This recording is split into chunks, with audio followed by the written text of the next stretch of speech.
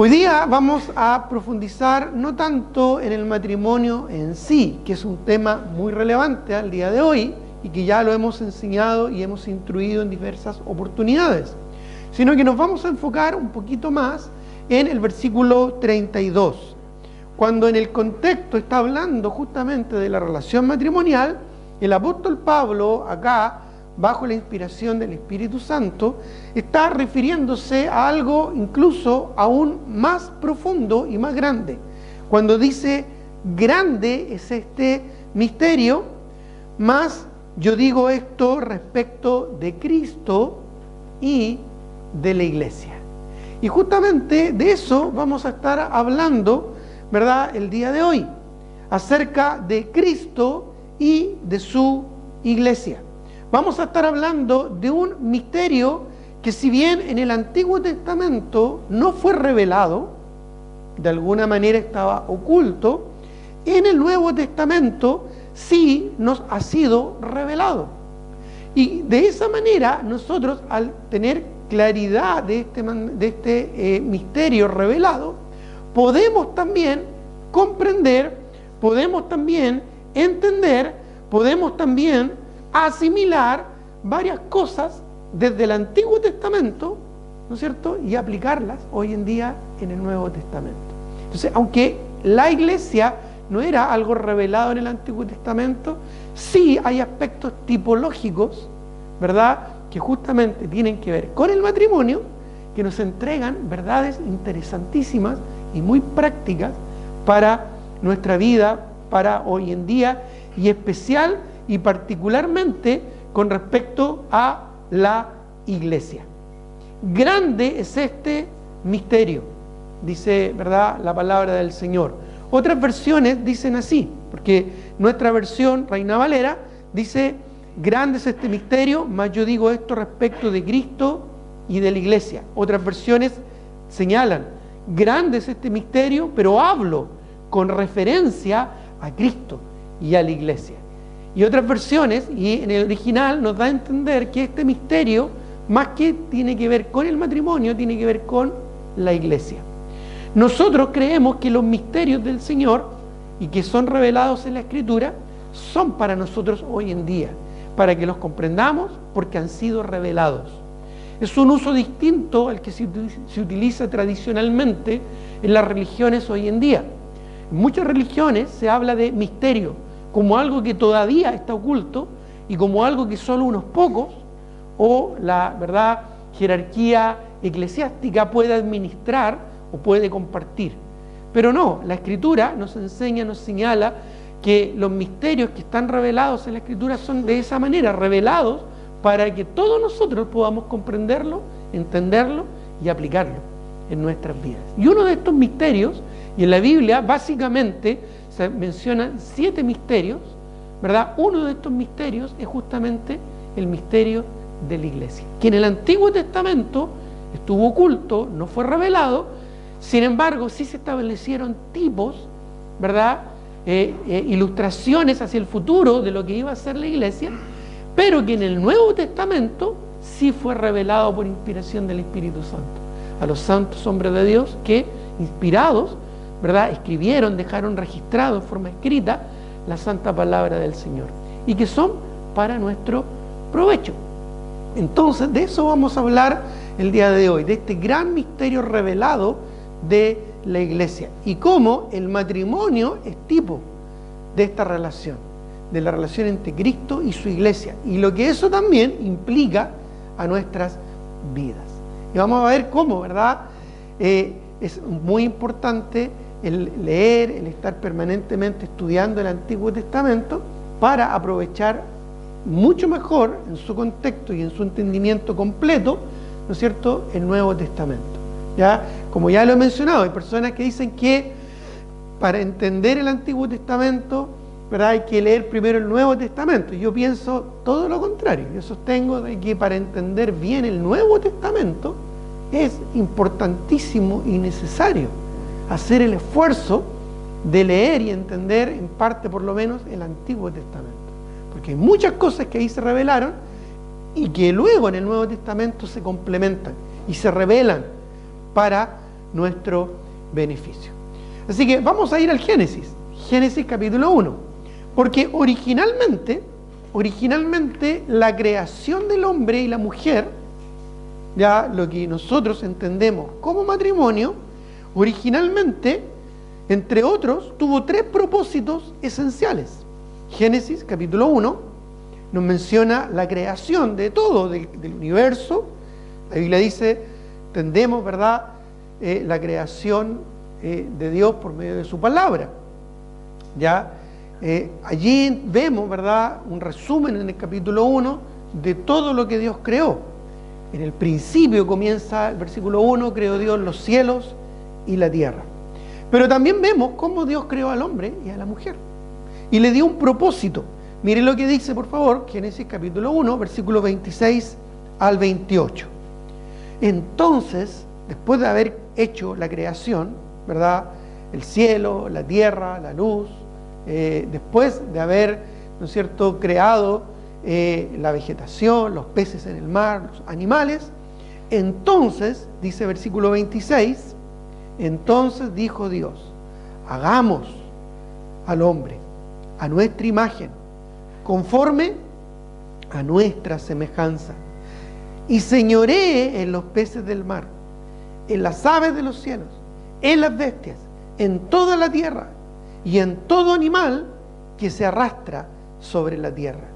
Y creó Dios al hombre a su imagen, a imagen de Dios lo creó, varón y hembra los creó.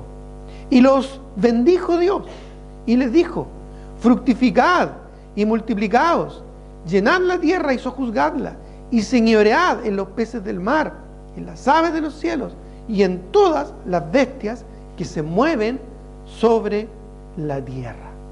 Leamos también, por favor, en el capítulo 2. En el capítulo 2 se detalla, se especifica un poco más lo que en forma general se mencionó en el capítulo 1. Normalmente el libro de Génesis funciona así. Se entrega primero un resumen y después el detalle de ese resumen. Es algo muy característico de los escritos de Moisés, sobre todo en el libro de Génesis. Pero en el capítulo 2, hablando y especificando un poco más acerca de la creación del hombre y de la mujer, leemos capítulo 2, versículo 8. Dice la palabra de Dios, y Jehová Dios plantó un huerto en el Edén, al oriente, y puso allí al hombre que había formado. Luego saltemos al versículo 15. Nos vamos a enfocar solamente en la creación del hombre, de la mujer, y en la unidad que ambos tenían en base a un propósito por el que fueron creados. Así que leamos, por favor, el versículo 15. Tomó pues Jehová Dios al hombre y lo puso en el huerto de Edén. ¿Para qué? Para que lo labrara y lo guardase. Y vayamos ahora, por favor, al versículo 21. Perdón, al versículo 18, antes del 21. Dice, y dijo Jehová Dios, ya que Dios había puesto al hombre ahí en el huerto, no es bueno que el hombre esté solo.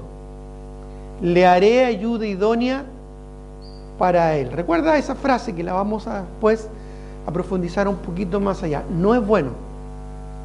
Dios puso al hombre en el huerto con un propósito, y Dios, viendo al hombre en ese huerto, conforme al propósito por el que el Señor lo creó y lo puso en ese lugar, dijo, no era bueno que esté solo.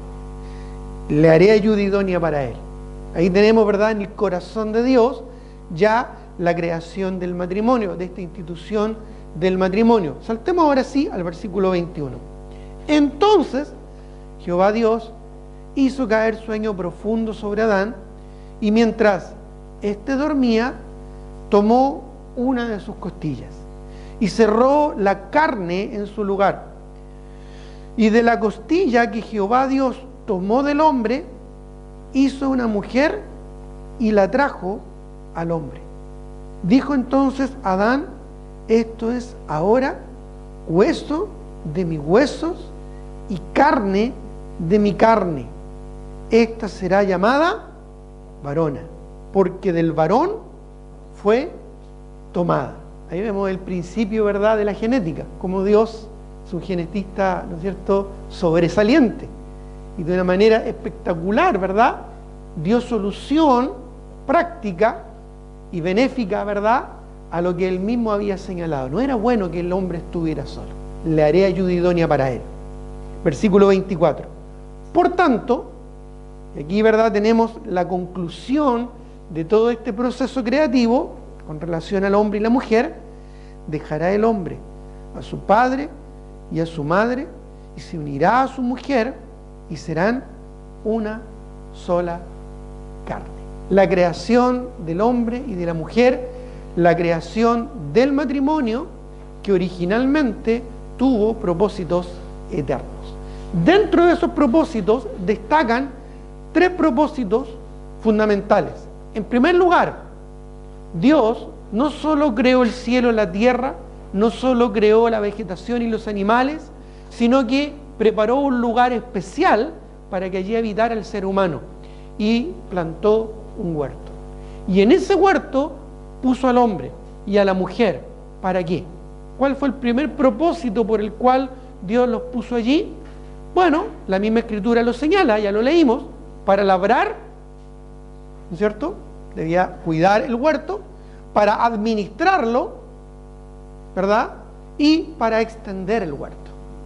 Ese era el propósito de Dios, para que el hombre y la mujer, y por eso Dios dijo, no es bueno que el hombre esté solo, le voy a hacer ayuda idónea para él, para que ambos pudieran invertir su vida y su tiempo y sus esfuerzos en labrar, administrar y extender el huerto. Otro de los propósitos por el cual Dios puso al hombre allí, ¿verdad?, además de labrar, de administrar y ligado al último que mencioné de extender el huerto, era fructificar, multiplicarse y llenar la tierra, ¿verdad? La idea era que ellos, dentro de ese ambiente especial creado por Dios, ellos se fructificaran, tuvieran hijos, se multiplicaran, que esos hijos siguieran y ellos mismos teniendo más hijos, y de esa manera ir extendiendo este huerto hasta lo último de la tierra, porque el propósito era ese, llenar la tierra con la gloria de Dios. Recuerda que el hombre fue creado conforme a la imagen y semejanza de Dios. Dios quería que su imagen, a través del ser humano, se hiciese presente en toda la tierra creada. En cada rincón de este planeta debía haber un testimonio de la gloria del Señor. Ese fue originalmente, ¿no es cierto?, el propósito de la creación del hombre, para que el hombre, además de labrar, administrar y extender el huerto, se fructificara, se multiplicara y llenara la tierra. Y además, dentro de ese contexto, el Señor, como tercer propósito general que podemos mencionar, fue establecer comunión con Dios, establecer comunión con el Señor. De tal manera que el matrimonio en sí fue creado con propósitos muy importantes: labrar, administrar, extender el huerto, fructificar, multiplicarse, llenar la tierra con la gloria de Dios y establecer comunión con Dios. Y esto, una vez que entendemos que el misterio de la iglesia es revelado en el Nuevo Testamento y es para nuestro bien, podemos sorprendernos y podemos, ¿verdad?, darnos cuenta que estos mismos propósitos continúan hoy en día por medio de la iglesia. Estos mismos propósitos, labrar, que es administrar, ¿no es cierto?, y extender, lo vemos en 1 Corintios capítulo 3, versículo 9. Busquémoslo. Dentro de los propósitos de Dios de la iglesia, pues recuerda que el matrimonio es tipo del Antiguo Testamento, de lo que sería la iglesia en el Nuevo Testamento. Encontramos que estos mismos propósitos, ¿no es cierto?, se repiten. 1 Corintios capítulo 3, versículo 9, dice: porque nosotros, y aquí está hablando del contexto, ¿verdad?, de los hijos del Señor, de la iglesia, y cómo estamos involucrados, ¿no es cierto?, en el plan y el propósito de Dios. Dice el versículo, estoy leyendo 1 Corintios capítulo 3, versículo 9, porque nosotros somos, ¿qué dice?, colaboradores de Dios. Tenemos junto con Dios y su Espíritu, ¿verdad?, el propósito de colaborar. Laboramos con Dios. También estamos para labrar, ¿verdad?, la obra del Señor, labrar la tierra. Estamos para labrar, administrar y extender el huerto. Dice, porque somos colaboradores de Dios y vosotros sois labranza de Dios y edificio de Dios. Más adelante se habla acerca de cómo cada uno de nosotros debe estar atentos de cómo edifica. ¿Cómo edifica? Cada uno pues mire, dice, cómo sobre edifica. Y edificar la iglesia y la casa del Señor, pues de eso va a hablar más adelante el apóstol Pablo, tiene que ver con extender el reino de Dios. Entonces tenemos el mismo propósito, labrar, administrar y extender, ¿no es cierto?, la obra del Señor, el reino de Dios. Se nos llama a ser administradores, fieles administradores de los misterios de Dios, colaboradores fieles a la obra del Señor y hacer una labranza de Dios entrando en sus labores, edificando el cuerpo de Cristo y extendiendo así su reino hasta lo último de la tierra. Son los mismos propósitos. E incluso, además, así como uno de los propósitos originales era justamente, ¿verdad?, labrar, administrar y extender el huerto de Dios, también dentro de otros propósitos estaba fructificar, multiplicarse y llenar la tierra. Y esos mismos propósitos también los vemos hoy en día. Fructificar, multiplicarse y llenar la tierra. ¿Dónde vemos eso? En Mateo capítulo 28. Vayamos, por favor, Mateo capítulo 28. Poco antes de la ascensión de nuestro Señor Jesucristo, el Señor le deja a sus discípulos lo que nosotros hoy en día llamamos la Gran Comisión. Y ahí nosotros vemos cómo se replican estos mismos principios. Mateo capítulo 28, vamos a leer del versículo 18 al 20. Y se acercó, hablando Jesús, y Jesús se acercó y les habló diciendo: toda potestad me es dada en los cielos y en la tierra. Por tanto, id y haced discípulos a todas las naciones, bautizándolos en el nombre del Padre y del Hijo y del Espíritu Santo, enseñándoles que guarden todas las cosas que yo os he mandado, y he aquí, yo estoy con vosotros todos los días, hasta el fin del mundo.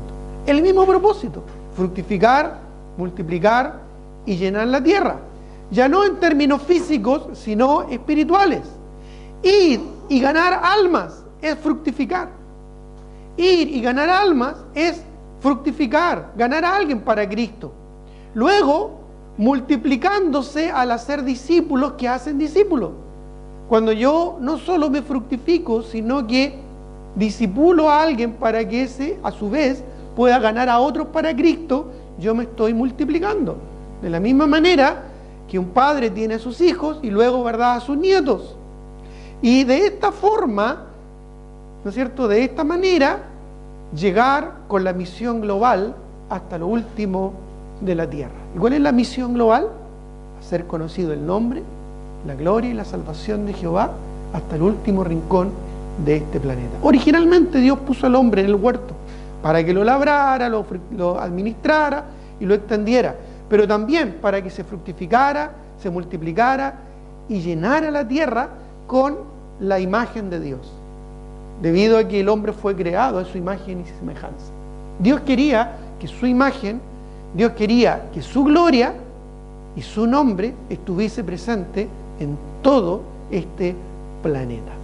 Bueno, además, Dios también tuvo como propósito original, a través del hombre y la mujer, establecer comunión con Él. Establecer comunión con Dios. Ser uno con Dios. Recuerda que en el huerto, antes, ¿verdad?, Dios se comunicaba con el hombre directamente. Incluso después de Adán haber pecado, aún así Dios se paseaba en medio del huerto. Esto nos indica que desde un principio el propósito de Dios al crear al hombre y a la mujer fue para establecer una comunión cercana con Él. Dios no creó simplemente al hombre ¿no es cierto?, para que luego funcionase y sobreviviese como pudiera. No, Dios creó al hombre con un propósito bien definido: labrar, administrar y extender el huerto. Y en ese contexto del huerto, de ese lugar especial creado por Dios, fructificar, multiplicarse y llenar la tierra. Extender ese huerto hasta lo último de la tierra. Y así también, dentro de ese plan, mantener y establecer una comunión con Dios. Ese mismo propósito también es parte de la iglesia: establecer comunión con Dios, ser uno en Dios. ¿Para qué? Para que el mundo lo conozca por medio nuestro.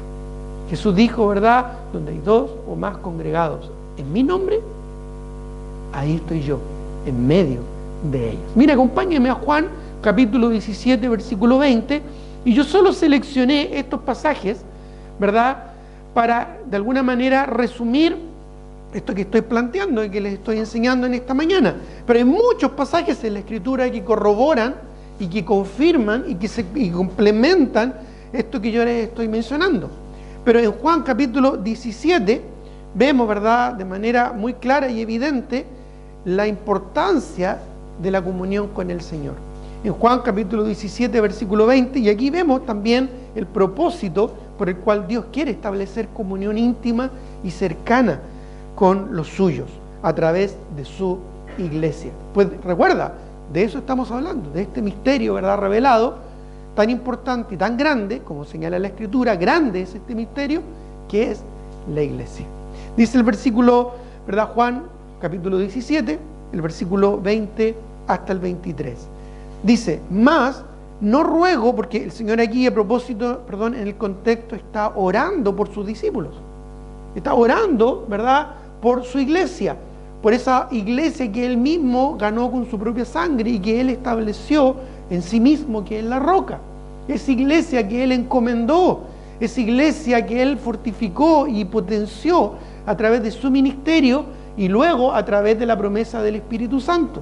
Esa iglesia, ¿verdad?, que ya funcionaba durante su ministerio terrenal, porque el mismo Señor Jesucristo durante su ministerio terrenal la estableció y la fundó.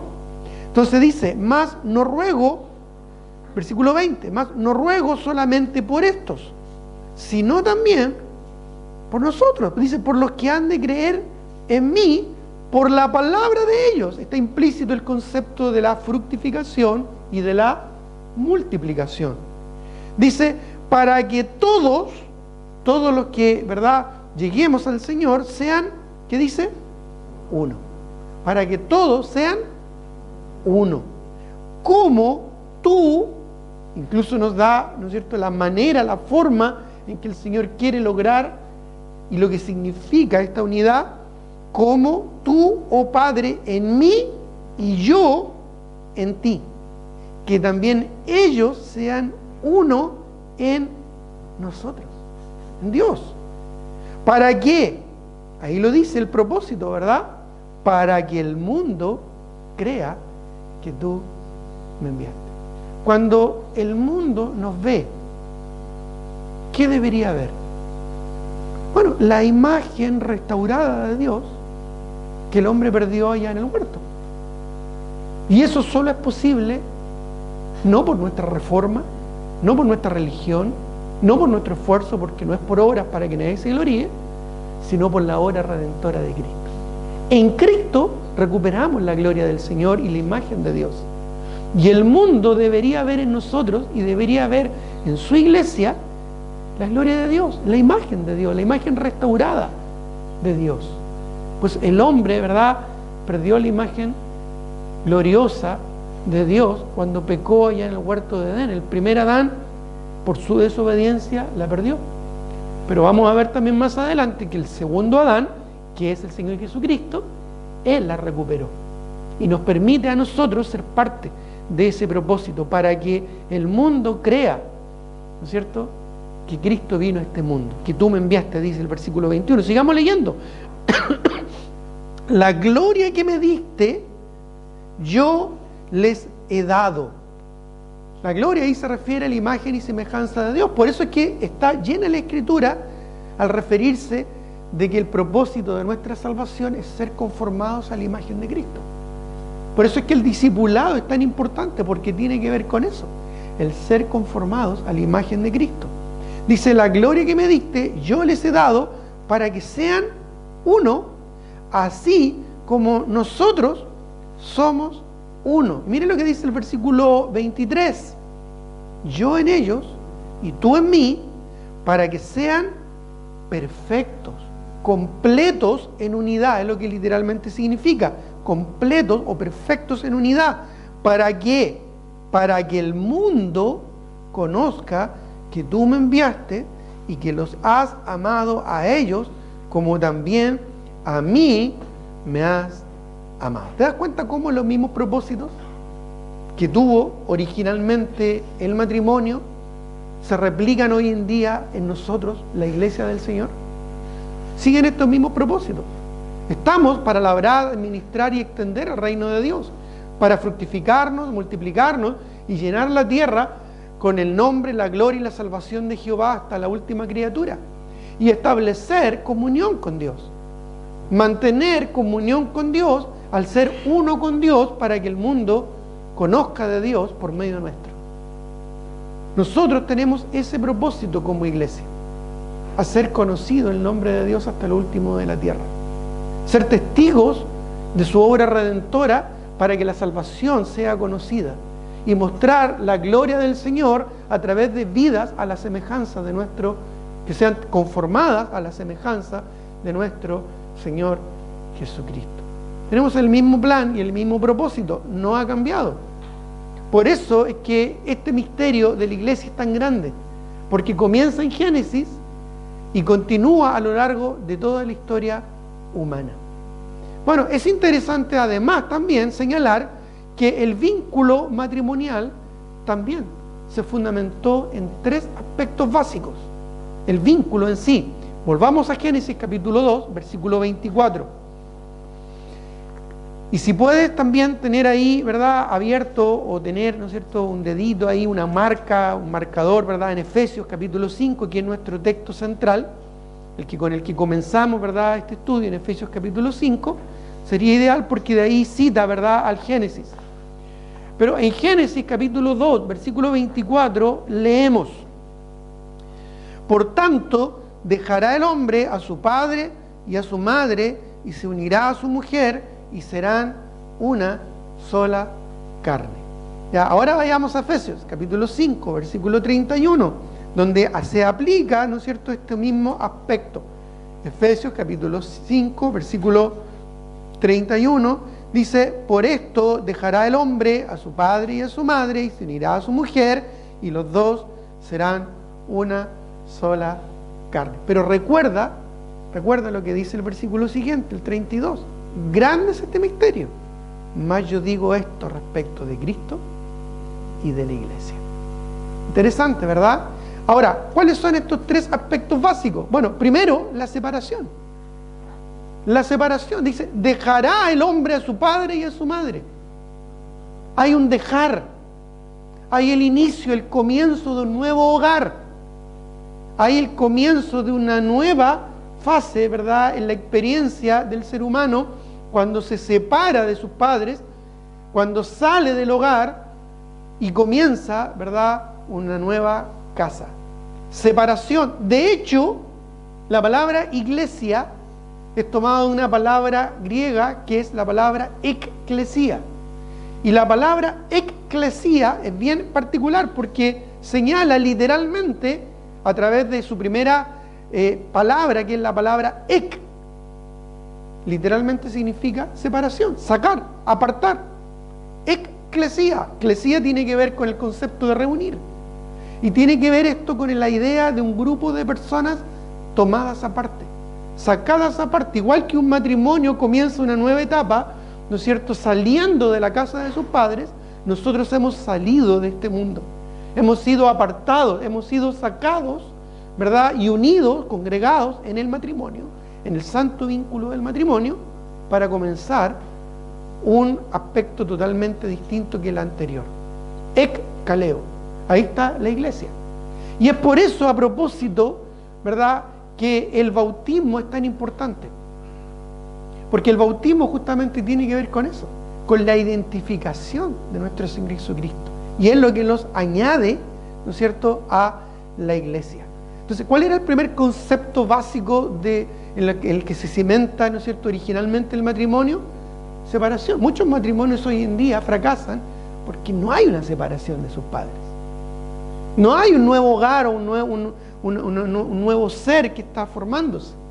Y esa dependencia o esa influencia o esa intervención o cualquiera lo que signifique, ¿verdad?, en la práctica hoy en día termina dañando la relación matrimonial. Muchos matrimonios hoy en día fracasan simplemente porque no practican este concepto tan básico y tan esencial como la separación. Como dice el dicho más coloquial, ¿verdad? El que se casa, casa quiere. Y no solo se refiere al aspecto físico, ¿verdad?, ¿no es cierto?, bajo un mismo techo, sino que el concepto de separarse y formar una nueva entidad. Separación. Pero no solo separación. Acuérdate, en el Génesis dice: dejará el hombre a su padre y a su madre, y que luego dice: y se unirá a su mujer. Se unirá a su mujer. Ahí está el concepto de unidad, de unión. Y luego además está el concepto de fusión. A través de esta unidad, ¿verdad?, ambos serán una sola carne. Ahí está la fusión. Estos tres aspectos: separación, ¿verdad?, dejará; unidad, cuando dice se unirá a su mujer; y fusión, es decir, serán una sola carne. Esta fusión, ¿verdad?, es el aspecto fundamental y básico en el que fue establecido el matrimonio. Y estos mismos fundamentos también están para la iglesia hoy en día. Ahora sí, acompáñenme a Hechos capítulo 2, versículo 41. Hechos capítulo 2, versículo 41. Escogí estos pasajes, como dije, para resumir claramente, ¿verdad?, estos propósitos. Hechos 2:41, cuando dice la palabra del Señor, en el contexto donde se estaba predicando el Evangelio el día de Pentecostés a muchos judíos de diferentes nacionalidades, o sea, de diferentes naciones, más bien eran judíos, pero que vivían y que venían de diferentes naciones, ¿verdad?, en distintos idiomas. Incluso se les estaba predicando el Evangelio por parte del apóstol Pedro y de los discípulos. En ese contexto dice que más de 3.000 se convirtieron a Cristo, recibieron a Cristo. Pero es interesante cómo se repite el mismo patrón. Dice en Hechos capítulo 2, versículo 41, ¿verdad? Así que los que recibieron su palabra, es decir, escucharon este mensaje predicado por el apóstol Pedro, y el testimonio en distintos idiomas y dialectos de los discípulos, ¿verdad?, ahí en el aposento alto, los que recibieron su palabra, dice, fueron bautizados. Y se añadieron aquel día como 3.000 personas. Y perseveraban en la doctrina de los apóstoles, en la comunión unos con otros, en el partimiento del pan y en las oraciones. Y sobrevino temor a toda persona, y muchas maravillas y señales eran hechas por los apóstoles. Y todos los que habían creído estaban juntos y tenían en común todas las cosas, y vendían sus propiedades y sus bienes y lo repartían a todos según la necesidad de cada uno, y perseverando unánimes en el día y en el templo, y partiendo el pan en las casas, comían juntos con alegría y sencillez de corazón, alabando a Dios y teniendo favor con todo el pueblo. ¿Y qué dice? Y el Señor añadía cada día a la iglesia los que habían de ser salvos. El mismo propósito, ¿te fijas? Separación, ekkaleo. Cuando ellos se añadieron a la iglesia a través del bautismo, dice el versículo 41, los que recibieron su palabra fueron bautizados y se añadieron, dice. ¿A qué se añadieron? Es obvio, es evidente que se añadieron a algo que ya estaba funcionando en ese momento, que era la iglesia. Pues dice el versículo siguiente, y perseveraban en la doctrina de los apóstoles, en la comunión unos con otros, en el partimiento del pan y en las oraciones. Y añade el versículo 46, y perseverando unánimes cada día en el templo y partiendo el pan en las casas, comían juntos con alegría y sencillez de corazón, Y luego termina el versículo 47 sentenciando, alabando a Dios y teniendo favor con todo el pueblo. Y era el Señor el que añadía a la iglesia los que habían de ser salvos. Entonces el concepto de separación también se evidencia y se debe evidenciar en la iglesia. La iglesia debe estar separada del mundo. Cuando nosotros nos añadimos a la iglesia, y el añadirse a una iglesia es importante y es fundamental, es parte esencial de la experiencia cristiana. Hay creyentes que no se añaden a la iglesia. Eso es como un pololeo eterno. Venir y beneficiarse, ¿verdad? Y disfrutar de la comunión de los hermanos sin compromiso. Eso no es justo, ¿verdad? Para ninguna novia, para ningún novio. Hay que comprometerse en algún momento, ¿verdad? Y hay que integrarse. El matrimonio nos compromete. Es por eso que hoy en día muchas parejas no se casan, porque no quieren un compromiso. No están dispuestos a asumir la responsabilidad. Sin embargo, la palabra del Señor nos enseña lo importante que es esta responsabilidad. ¿Por qué? Porque hay una separación. Estamos dejando algo afuera. De la misma manera, los creyentes somos bautizados identificándonos con Cristo y apartándonos de este mundo para una vida nueva. Como dice Romanos capítulo 6, el bautismo, que no tiene que ver con la salvación, pero sí es un símbolo, es una representación de la salvación, de la muerte, sepultura y resurrección de Cristo, también implica el dar testimonio al mundo de que hemos pasado de muerte, ¿no es cierto?, en nuestros delitos y pecados, a una nueva vida en Cristo. Hemos pasado de muerte a vida. Estamos dando una señal a los demás que nos hemos separado del mundo, que hemos salido de este mundo y de su pecaminosidad, que somos distintos. Por eso es que debemos vernos distintos, hablar distinto, actuar distinto, conducirnos diferente, porque no somos como este mundo. Como dice Juan, capítulo 17, en la oración del Señor que le mencioné a su momento atrás, también ahí señala, estamos en el mundo, pero no somos del mundo. No somos del mundo. Por eso es que también nosotros, al igual que originalmente el matrimonio, experimentamos una separación de este mundo. También somos ekkaleo, somos apartados, sacados, tomados aparte y reunidos con un propósito de separación. La separación bíblica tiene que ver con eso, con separarnos de las cosas de este mundo y ya no andar conforme a la corriente de este mundo, conforme a la moda de este mundo. Un creyente mundano le da asco a Dios. Dice, ¿no es cierto?, en Apocalipsis 3, refiriéndose a la iglesia de la Odisea, que no era ni fría ni caliente, y por tanto era tibia, y eso le daba asco al Señor. Te vomitaré de mi boca, dice el Señor. Ellos creían que no tenían necesidad y estaban muy cómodos en las cosas de este mundo. Un creyente mundano le da asco al Señor, porque no es algo que a Dios le agrada. Dios nos salvó para separarnos, para sacarnos de la corriente de este mundo. Por eso es que el creyente, ¿verdad?, lucha contra la corriente. El creyente no se amolda a las modas ni a las cosas que este mundo ofrece. Hay una separación. Pero también una unidad, una integración. Dice que se añadieron aquel día como 3.000 personas en Hechos 2:41. Se añadieron a una comunión, participando, ¿no es cierto?, en la iglesia, comprometiéndose con la iglesia, incluso con sus bienes y con su tiempo, cuando dice que cada día en el templo y por las casas comían juntos con alegría y sencillez de corazón. Una iglesia practica la unidad y se esfuerza por la unidad. Incluso Dios nos exhorta en su palabra, solícitos en guardar la unidad en el vínculo de la paz. Porque no siempre va a ser natural en la naturaleza humana o normal en la naturaleza humana buscar la unidad. Recuerda, ¿por qué Dios creó a Eva? Porque no era bueno que el hombre estuviera solo. ¿Por qué Dios, hermano, fundó y estableció la iglesia? Porque no es bueno que tú estés solo.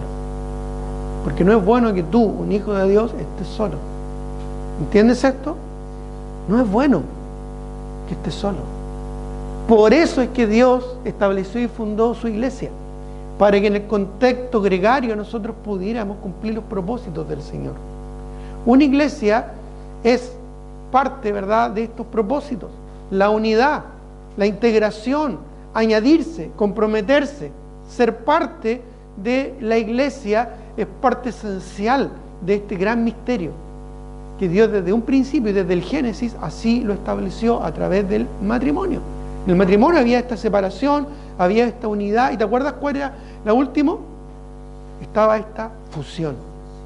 ¿Y qué es lo que es la fusión hoy en día? Sino el perseverar siendo unánimes en un solo cuerpo. ¿Recuerdan lo que decía Hechos capítulo 2, el versículo 42?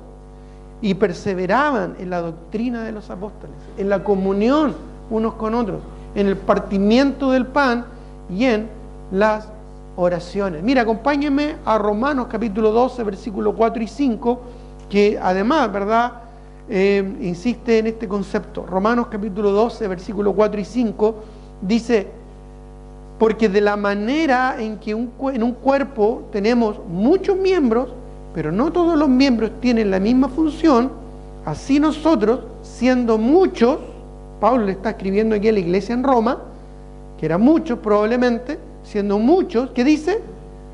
Somos un cuerpo en Cristo y todos miembros los unos de los otros. ¿Te das cuenta? Un miembro, ¿verdad? Un cuerpo, perdón, y todos miembros los unos de los otros. Hoy en día en muchas iglesias no se toma en serio la membresía, siendo que la membresía no solo es una doctrina bíblica, sino que es una doctrina fundamental, esencial en el concepto de una iglesia. Dios creó el matrimonio para que se basara en la separación de sus progenitores, la unidad y la fusión en una sola carne. De la misma manera, Dios estableció Cristo en su ministerio terrenal, su iglesia, para cumplir estos mismos fundamentos: separación del mundo, unidad unos con otros y fusión, perseverando, siendo unánimes en un solo cuerpo. De esa manera, cumplir, ¿no es cierto?, los propósitos del Señor. ¿Te acuerdas? De labrar, administrar y extender el reino, fructificar, multiplicar y llenar la tierra, que es el discipulado, y establecer comunión con el Señor. No era bueno que el hombre estuviera solo, así que diseñó algo perfecto, completo, para que se cumplieran los propósitos del Señor. No es bueno que un creyente no tenga iglesia local. No es bueno que un creyente no sea miembro de una iglesia local. No es bueno que un creyente no esté en un cuerpo fusionado con su iglesia local. Y ojo, que asistir o incluso apoyar física, material o económicamente, sin ser miembro y sin integrarse dentro de la fusión de la iglesia local, eso no es el plan del Señor. No es bueno que el hombre esté solo. No es bueno que el creyente, ¿no es cierto?, intente vivir su vida cristiana y espiritual fuera del plan y del propósito del Señor. Entonces podemos aprender cosas muy, muy prácticas por medio de la relación bíblica que hay entre el matrimonio y la iglesia. Podemos aprender cosas muy prácticas de nuestro vivir cotidiano, cosas que hemos aprendido con nuestras victorias y también con nuestros fracasos, y que hemos aprendido y que han sido importantes en nuestras vidas, y cómo esto también se refleja en nuestra iglesia. ¿Amas tu iglesia? ¿Amas la iglesia que el Señor te dio y en la cual el Señor te puso? ¿Estás comprometido con ella? ¿Comprendes el plan y el propósito de Dios para tu vida con relación a tu iglesia? Separación, unidad y fusión con ella.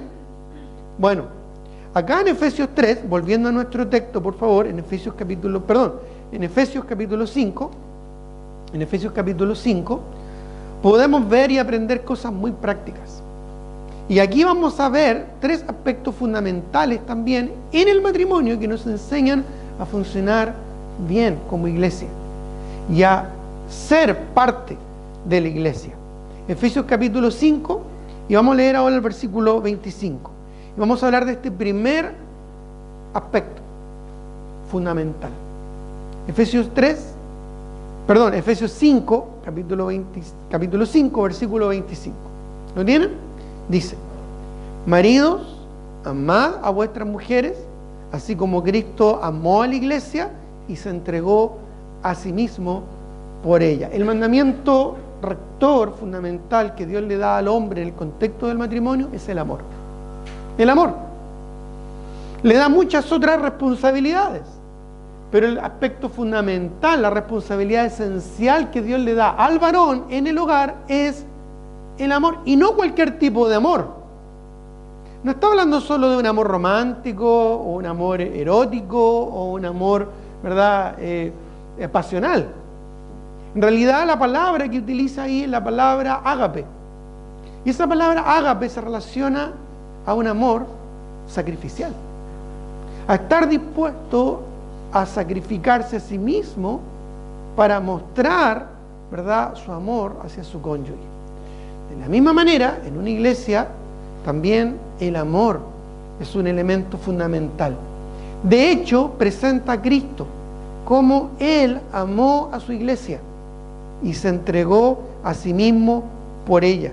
Mire lo que dice el versículo 25, dice: maridos, amad a vuestras mujeres, así como Cristo, ahí está, amó a la iglesia y se entregó a sí mismo por ella.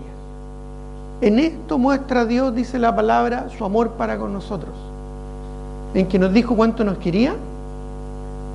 En esto mostró Dios su amor para con nosotros, en que nos envió mensajes de amor. En esto muestra Dios su amor para con nosotros, en que nos dio muchos regalos. No. En esto muestra Dios su amor para con nosotros. ¿En qué? En que Cristo murió por nosotros. Él dio su vida por nosotros. Este amor sacrificial lo vemos en Cristo, que amó a su iglesia y se entregó a sí mismo por ella. Cristo amó a su iglesia y la adquirió por precio de sangre. Eso lo podemos ver en Hechos, capítulo 20, versículo 28. No pierdas tu texto ahí, por favor, en Efesios, pero veamos por un momento Hechos, capítulo 20, versículo 28, que es cuando el apóstol Pablo está instruyendo a los pastores de las iglesias en Éfeso. Y les habla en Hechos capítulo 20, en el versículo 28, diciendo: por tanto, miren, dice, mirad por vosotros, cuídense ustedes, les dice, y además, y por todo el rebaño en que el Espíritu Santo os ha puesto por obispos, o pastores, o ancianos, que es términos, ¿no es cierto?, que se refieren a lo mismo, intercambiables. Dice, os ha puesto por obispos para apacentar la iglesia del Señor. Y miren lo que añade, la cual es tan importante. Pablo delega una responsabilidad tan importante a estos siervos de Dios, porque lo que ellos debían cuidar era extremadamente importante. La iglesia del Señor. Dice, en que el Señor nos ha puesto por obispos para apacentar la iglesia del Señor, la cual Él, el Señor, ganó por su propia sangre. Esa palabra ganó literalmente tiene el concepto de adquirirla con un gran esfuerzo. Es como la palabra redimir, que tiene el concepto de un precio. El ganar tiene el concepto de esfuerzo. Cristo se entregó en sacrificio, sumisión y obediencia por la iglesia a través de su muerte en la cruz. Entonces podemos pensar cuán valiosa es para Cristo su iglesia, y en base a eso podemos reflexionar cuán valiosa es importante para mí mi iglesia. ¿Es valiosa para Cristo su iglesia? ¿Dios ama su iglesia? ¿Cuánto amamos nosotros de lo que el Señor nos dio y de lo que somos parte? Y no solo parte, sino del cual somos bendecidos. ¿Cuánto amamos a nuestra iglesia? Pero nuevamente, no solo se refiere a un amor pasional o un amor, ¿verdad?, cariñoso. No está solo hablando de un amor, ¿verdad?, superfluo, sino que está hablando de un amor sacrificial. En otras palabras, ¿cuánto nosotros estamos dispuestos a sacrificarnos por nuestra iglesia? ¿Saben? Muchos creyentes no comprenden la importancia de esto. Muchos no están dispuestos a sacrificar su comodidad, sus gustos, sus deseos, su tiempo. Muchos no están dispuestos a sacrificarse a sí mismos por algo tan importante y tan valioso como la iglesia. Pero ese es el ejemplo que nos dejó el Señor Jesucristo.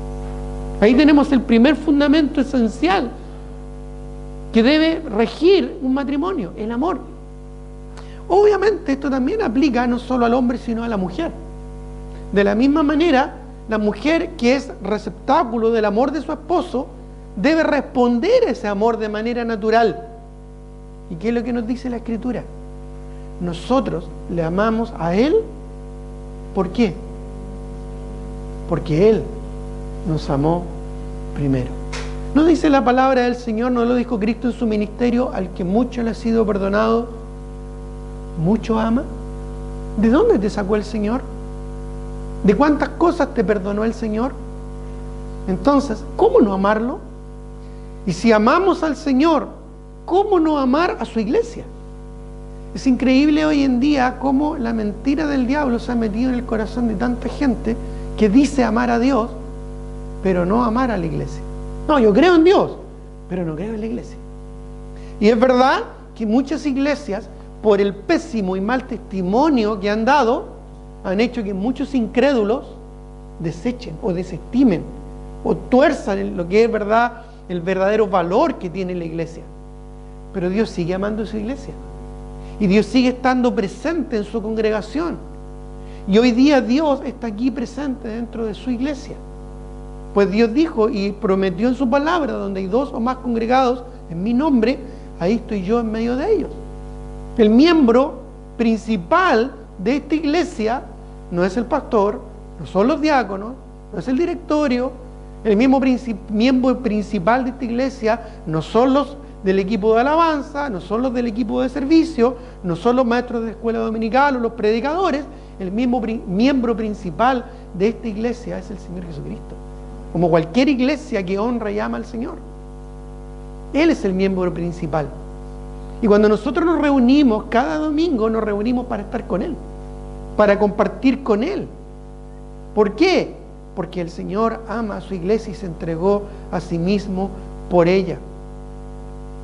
A pesar de nuestra condición pecaminosa, como dice Romanos 5:8, el pasaje que cité hace un momento atrás, siendo aún pecadores, Cristo murió por su iglesia. No es que Cristo se dio por nosotros porque nos encontró románticamente, ¿verdad?, atractivos.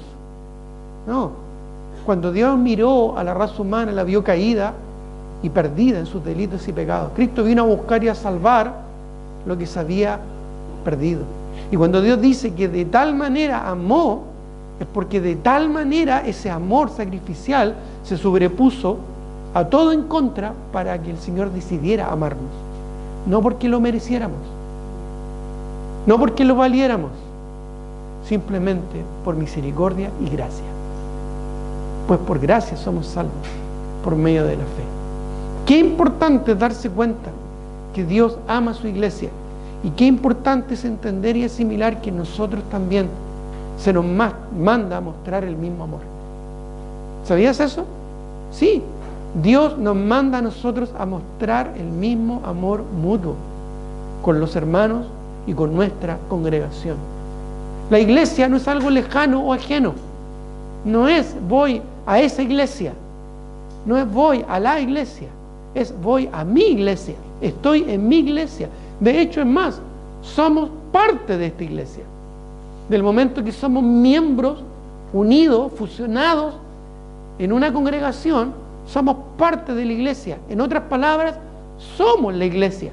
Así como Dios y el Padre son uno, en el cuerpo de Cristo somos uno. Y eso no solo nos compromete, sino que también nos relaciona. Y es por eso que Dios nos manda en su palabra a amarnos unos a otros. Miren lo que dice Juan, capítulo 13. Busquemos el Evangelio de Juan, por favor, el capítulo 13. Juan, capítulo 13, el versículo 34, por favor. El Evangelio de Juan. Y a propósito, Juan, el apóstol Juan, justamente, ¿cómo era llamado? ¿Cuál era su seudónimo? El discípulo amado, porque era alguien, ¿verdad?, seguramente que podríamos decirlo así, muy amoroso, muy cariñoso, ¿verdad? Y siempre esto es necesario. Juan capítulo 13, versículo 34, vamos a leer hasta el versículo 35.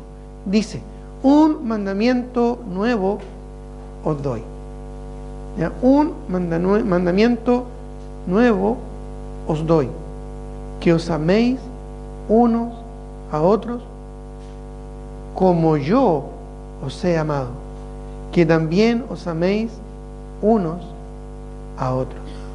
De hecho, añade, en esto conocerán todos que sois mis discípulos, si tuviereis amor los unos con los otros. En esto se glorifica el Señor, en que nos amemos. De hecho, mire lo que dice el versículo 31, retrocediendo unos versículos antes. Entonces, cuando hubo salido, dijo Jesús, ahora he glorificado el Hijo del Hombre y Dios es glorificado en él. Si Dios es glorificado en él, Dios también le glorificará en sí mismo y enseguida le glorificará. Hijitos, aún estaré con vosotros un poco, me buscaréis, pero como dije a los judíos, así os digo ahora, voy. Dice, así os digo ahora a vosotros, a donde yo voy, vosotros no podéis ir. Y ahí les deja este mandamiento de amarse los unos a los otros como Él nos amó. Y en esto todos iban a conocer a Dios a través del amor dentro de la congregación, dentro de su cuerpo, dentro de la iglesia. Recuerda que cuando Dios creó a Adán y Eva, los creó para que ellos se fructificaran, multiplicaran, llenaran la tierra con la imagen de Dios, con imágenes de Dios, ¿verdad?, replicadas una tras otra, vez tras vez, y llenar hasta el último de la tierra. Hoy en día Dios quiere hacer eso a través de su iglesia y quiere mostrarse a sí mismo a través de quién es Él, porque uno de los atributos básicos de Dios es el amor. Juan, ¿no es cierto?, el mismo apóstol Juan, en 1 Juan capítulo 4, dice claramente, Dios es amor. No solo Dios da y entrega amor, no, dice Dios es amor.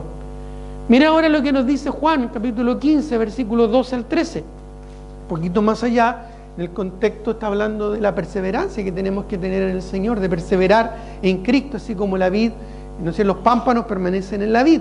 En Juan capítulo 15, versículos 12 y 13, dice, este es mi mandamiento, que os améis unos a otros como yo os he amado. Y esto a propósito en la Escritura se le llama el nuevo mandamiento, pero no es nuevo en términos de que es algo totalmente diferente, porque ya había un mandamiento dado por Dios en la ley de Moisés.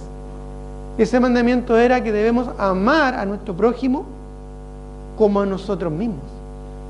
Debemos amar a los demás como nos amamos a nosotros mismos. Pero Cristo, sabiendo que a veces no nos amamos mucho a nosotros mismos, entonces Él le añadió, más bien complementó o renovó este mandamiento, diciendo que debemos amar a nuestro prójimo como Cristo nos amó. Y es más, esto normalmente lo asimila dentro del contexto de la iglesia, amándonos unos a otros. Dice una vez más, Juan capítulo 15, versículo 12, este es mi mandamiento, que os améis unos a otros como yo os he amado. Y añade, para especificar, ¿verdad?, qué tipo de amor. Nadie tiene mayor amor que este, que uno ponga su vida por sus amigos. Vosotros sois mis amigos si hacéis lo que yo os mando. Vosotros sois mis amigos, dice, si hacéis lo que yo os mando. ¿Y qué está mandando ahí el Señor? Que nos amemos unos a otros y estemos dispuestos incluso a dar nuestra vida por nuestros hermanos. Pero si estamos dispuestos a dar nuestra vida, pregunto, ¿por qué a veces nos cuesta tanto dar nuestro tiempo? ¿O dar nuestros recursos? ¿Nuestro dinero? ¿O dar nuestro esfuerzo siquiera? ¿Por qué a veces nos cuesta tanto darnos simplemente nosotros mismos al compañerismo y a la comunión con los hermanos? ¿Por qué a veces somos tan egoístas y nos cuesta tanto dar de lo nuestro, si deberíamos estar dispuestos incluso a darnos nosotros mismos y a dar nuestra vida por los demás? Porque en una iglesia se requiere mucho tiempo, mucho sacrificio, mucho esfuerzo, muchos recursos, que a veces nosotros no estamos dispuestos a dar. O lo damos por medida, lo damos, ¿verdad?, de manera restringida, porque ya nos puede complicar, nos puede afectar, o ya, ¿verdad?, nos puede dificultar. ¿Qué tipo de amor es el que Dios nos dio? ¿Se reservó algo para sí el Señor? Nada, ¿verdad? ¿Cuán dispuestos entonces estamos a amar como el Señor nos amó? Esa es la pregunta que nos tenemos que hacer. Una vez más, vayamos a Primera de Juan, ya con esto vamos a ir concluyendo, capítulo 3, versículo 16. Primera de Juan, capítulo 3, versículo 16 al 18. Dice: en esto hemos conocido el amor en que Él puso su vida por nosotros. Y lo dice claramente. También nosotros debemos poner nuestras vidas por los hermanos. Debemos poner nuestras vidas por los hermanos. Pero el que tiene bienes de este mundo y ve a su hermano tener necesidad y cierra contra él su corazón, ¿cómo muere el amor de Dios en él? Ejemplifica de una manera muy práctica, ¿verdad? Hijitos míos, no nos amemos de palabra ni de lengua, sino de hecho y en verdad. Y miren lo que dice el verso 23. Y este es su mandamiento, que creamos en el nombre de su Hijo Jesucristo y nos amemos unos a otros como nos lo ha mandado. Y una pregunta: ¿las necesidades que tenemos unos entre nosotros, ¿verdad?, son solo económicas? ¿Solo el dinero puede ayudar a suplir lo que otros necesitan? ¿O el tiempo, compromiso, dones, esfuerzo, talentos, capacidades son parte también de lo que debemos estar dispuestos a dar aún sacrificialmente al Señor? Cuando se habla de mayordomía en la iglesia local, muchas veces se habla de esto, de nuestro compromiso con el cuerpo de Cristo. Pero esto nace de un concepto mucho más básico, mucho más esencial, que viene ya desde el Génesis y que viene en relación a la creación del hombre y la mujer, que es la unidad matrimonial. ¿Cuán dispuestos estamos a amar como Cristo nos amó? ¿Cuán dispuestos estamos a sacrificarnos como Cristo se sacrificó por nosotros para que tuviéramos una iglesia y tuviéramos una congregación? ¿Estamos dispuestos a sacrificar de lo nuestro? ¿Estamos dispuestos a sacrificarnos unos a otros por amor a nuestra iglesia? En una reunión de jóvenes, me acuerdo, años atrás, hicimos la pregunta, después de un mensaje relacionado con el sacrificio: ¿quién está dispuesto a morir por el Señor? Y todos se pararon y levantaron la mano. Todos dispuestos a morir por Cristo. Pero después se les citó, ¿verdad?, a ellos a una reunión especial y no todos llegaron, porque estaban muy ocupados, porque estaban muy cansados, porque tenían mucho sueño, o simplemente porque no tenían interés. A veces pensamos que estamos dispuestos a morir por el Señor, pero en la práctica Dios no quiere que muramos, Dios quiere que vivamos para Él. Por eso es que en Romanos capítulo 12 dice: así que, hermanos, os ruego por la misericordia de Dios que presentéis vuestros cuerpos, no dice en sacrificio muerto, porque ese tiempo de los sacrificios ya terminó. Ya lo vimos y lo estudiamos, ¿recuerdas?